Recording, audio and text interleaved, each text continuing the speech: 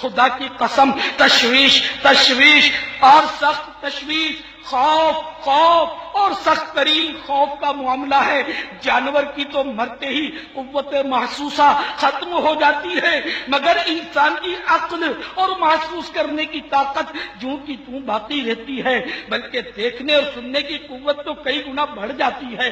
ہائے ہائے، اگر ہماری بداعمالیوں کے سبب اللہ تبارک و تعالی ہم سے ناراض ہو گیا، اس کے پیارے محبوب صلی اللہ تعالی علیہ وآلہ وسلم ہم سے روٹھ گئے تو ہمارا کیا بنے گا؟ ذرا سوچو تو صحیح۔ اگر ہمیں خوبصورت اور آسائشوں سے بھرپور بنگلہ میں تنہا قید کر دیا جائے تب بھی گھبرا جائیں، اور ہم میں سے شاید کوئی بھی قبرستان میں اکیلا ایک رات گزارنے کی جسارت تو کر ہی نہ سکے۔ اس وقت کیا ہوگا جب منو مٹی تلے ہمیں اکیلا چھوڑ کر ہمارے احباب پلٹ جائیں گے؟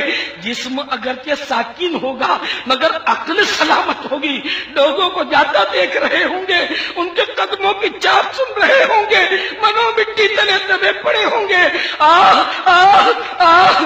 اے بے نمازیوں سنو، اے ماہ رمضان کے روزے نہ رکھنے والوں سنو، اے زکات دینے سے کترانے والوں سنو، اے فلمیں ڈرامے دیکھنے والوں سنو، اے گانے باجے سننے والوں سنو، اے ماں باپ کو ستانے والوں، اے مسلمانوں کی بلا اجازت شرعی جن آزاریاں کرنے والوں، اے چوریاں ڈکیتیاں کرنے والوں، اے دھاڑیالوں، اے لوگوں کو دھمکی آمیز چٹھیاں بھیج کر رقموں کا مطالبہ کرنے والوں، اے جیب کتروں، اے لوگوں کی زمینیں دبا لینے والوں، اے بے بس ہاریوں کا خون چوسنے والوں، اے اقتدار کے نشے میں بدمست ہو کر ظلم و ستم کی آندھیاں چلانے والوں، دہشت گردیاں کرنے والوں، اے اپنی صحت و دولت کے نشے میں بدمست ہو کر گناہوں کا بازار کرنے والوں سنو سنو، اگرچہ اس ظاہری زندگی میں کوئی آپ کو قبر میں بند نہیں کر سکتا، تاہم ان قریب یعنی چند سال، چند ماہ، چند دن بلکہ عین ممکن ہے چند گھنٹوں کے بعد آپ کو قبر میں اکیلا بند کر دیا جائے۔ حضرت سیدنا بکر عابد رحمت اللہ تعالی علیہ اپنی ماں سے عرض کرتے ہیں، پیاری امی کیا ہی اچھا ہوتا کہ آپ میرے حق میں بانجھ ہوتی، اب چونکہ میں پیدا ہو ہی گیا ہوں، ہائے اس لیے اب آپ کے بیٹے کو طویل عرصے تک قبر میں بند رہنا پڑے گا، اور پھر وہاں سے نکلنے کے بعد میدان محشر کی طرف کوچ کرنا ہوگا۔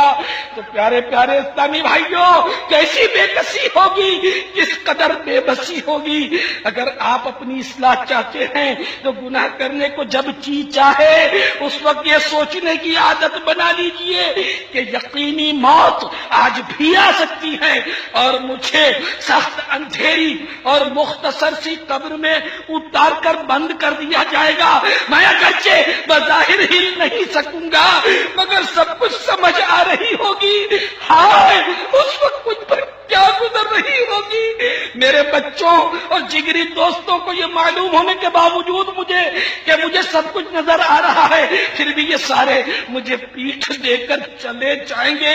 ہائے ہائے میری نافرمانیاں، اگر اللہ عز و جل ناراض ہو گیا، اس کے پیارے حبیب صلی اللہ تعالی علیہ وآلہ وسلم ناراض ہو گئے تو میرا کیا بنے گا؟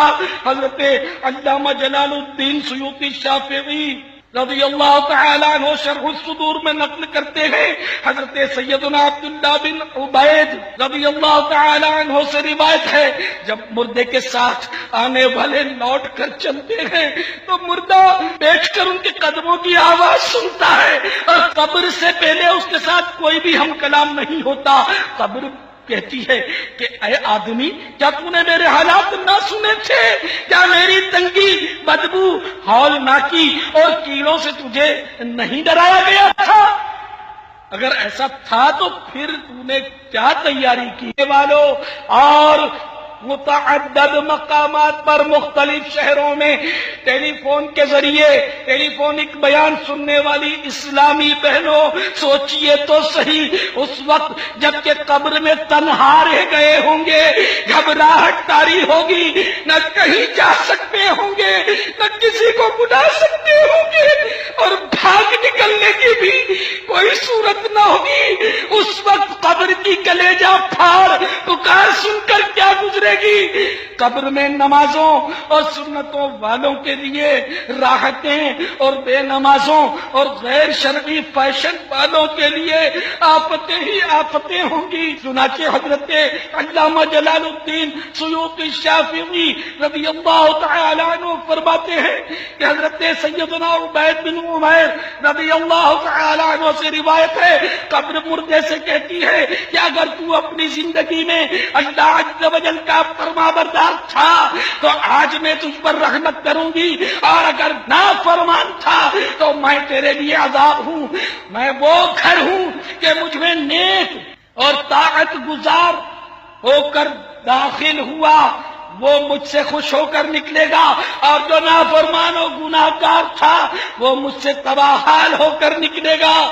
میٹھے میٹھے اور پیارے پیارے اسلامی بھائیوں، خدا کی قسم قبر کا اندرونی معاملہ انتہائی تشویشناک ہے۔ کوئی نہیں جانتا کہ میرے ساتھ کیا ہوگا۔ اللہ کے محبوب دانا غیوب منزہ عن العیوب عز و جل و صلی اللہ تعالی علیہ وآلہ وسلم کا فرمان عبرت نشان ہے، قبر کا منظر سب مناظر سے زیادہ ہولناک ہے۔ ہمارے بخشے بخشائے آقا، ہمیں بخشوانے والے میٹھے میٹھے مصطفیٰ صلی اللہ تعالی علیہ وآلہ وسلم کے خوف خدا عز و جل کا عالم ملاحظہ ہو۔ چنانچہ حضرت سیدنا برا بن عازب رضی اللہ تعالی عنہ فرماتے ہیں، ہم سرکار مدینہ قرار قلب و سینہ فیض گنجینہ صاحب معطر پسینہ باعث نزول سکینہ سلطان باقرینہ صلی اللہ تعالی علیہ وآلہ وسلم کے ہمراہ ایک جنازے میں شریک تھے، تو سرکار صلی اللہ تعالی علیہ وآلہ وسلم قبر کے کنارے پر تشریف فرما ہوئے اور خود بھی روئے اور دوسروں کو بھی رلایا، یہاں تک کہ مٹی بھیگ گئی۔ پھر فرمایا کہ اے بھائیو، اس کے لیے تیاری کیجئے۔ حضرت سیدنا حسن بن صالح رحمت اللہ تعالی علیہ جب قبرستان سے گزرتے تو فرماتے، اے قبرو، تمہارا ظاہر تو بہت اچھا ہے لیکن مصیبت تمہارے پیٹ میں ہے۔ حضرت سیدنا عطا سلمی رحمت اللہ تعالی علیہ کی عادت مبارکہ تھی کہ جب رات ہوتی تو قبرستان کی طرف نکل جاتے اور فرماتے، اے قبر والو، تم مر گئے، ہائے موت، تم نے اپنے اعمال دیکھے، ہائے رے عمل۔ پھر فرماتے، ہائے ہائے، کل عطا بھی قبرستان میں ہوگا، ہاں کل عطا بھی قبرستان میں ہوگا۔ اسی طرح روتے دھوتے ساری رات گزار دیتے۔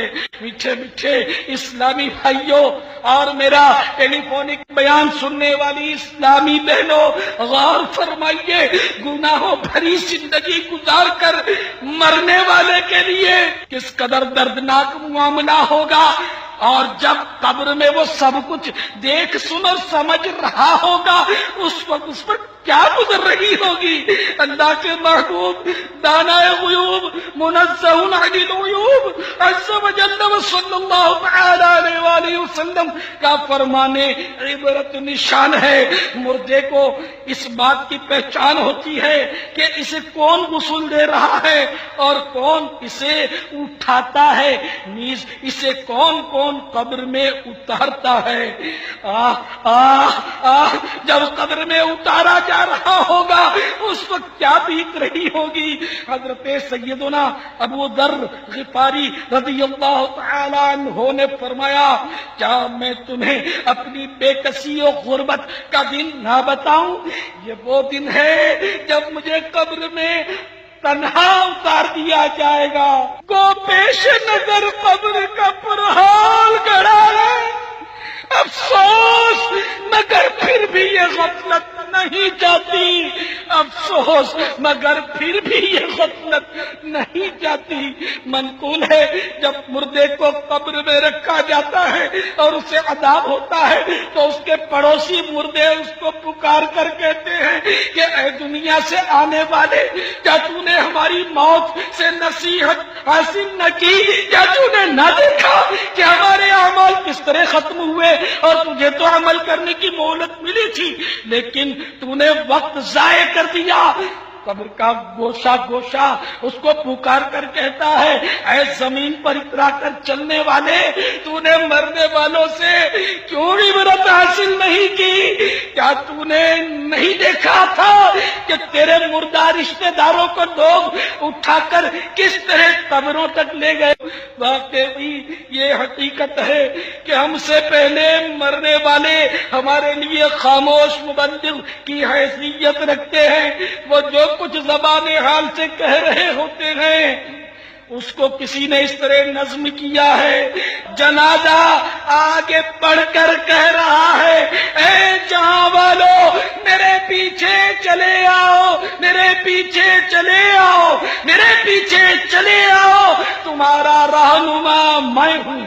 آیت ہے جب مردے کو قبر میں رکھا جاتا ہے تو سب سے پہلے اس کا اچھا یا برا عمل آ کر اس کی بائیں ران کو حرکت دے کر کہتا ہے کہ میں تیرا عمل ہوں۔ مردہ پوچھتا ہے میرے اہل و عیال کہاں ہیں اور میری دنیاوی نعمتیں کدھر ہیں؟